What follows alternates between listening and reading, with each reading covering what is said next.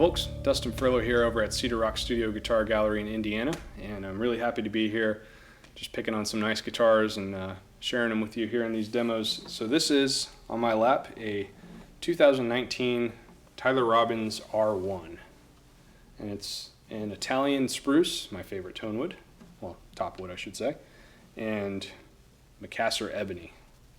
Really, really beautiful example of Macassar. And yeah, this is, if you've watched any demos that I've done, you probably know by now that I'm a big fan of continuous theme on a guitar. I like a guitar that has a really strong identity and just knows what it's about aesthetically. And everything Robbins touches is like that. He just has a really good eye for making every guitar feel like a finished piece of art. I really love that. It also has my favorite color on it. This is a nice teal dyed burled wood accents all throughout, so you can see that I'll blow up some photos of this rosette. It's almost like aquatic looking. It's just really cool, that the ripple effect that it has on these fret markers and purfling and rosette. And then if you look at this one in the photos, it's almost like a coral reef or something. It's just gorgeous. I love it so much.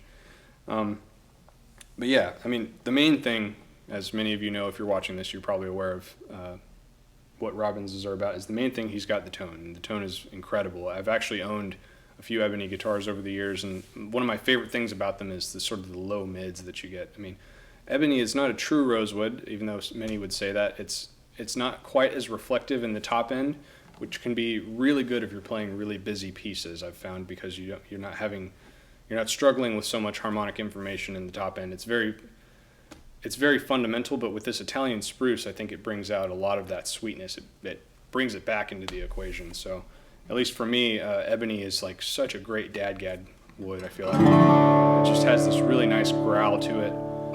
But there's still room for elegance, which I like a lot. It still has a little bit of that harmonic information that you get from a rosewood or zirconi or, you know, Malaysian blackwood, any of those harder tone woods. So, really great wood, and of course, just a crazy beautiful example of it.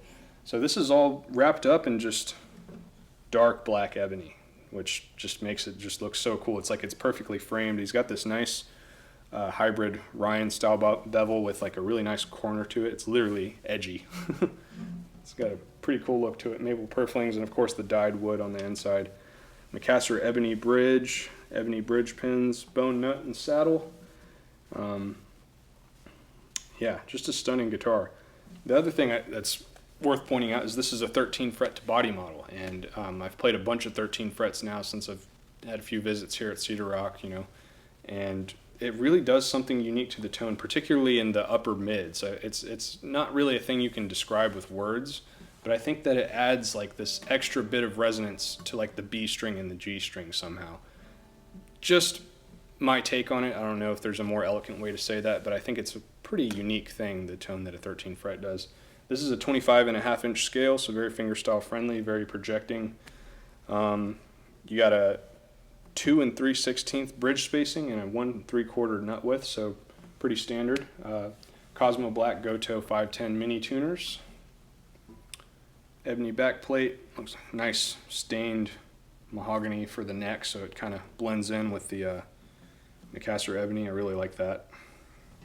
Just a stunning piece of work.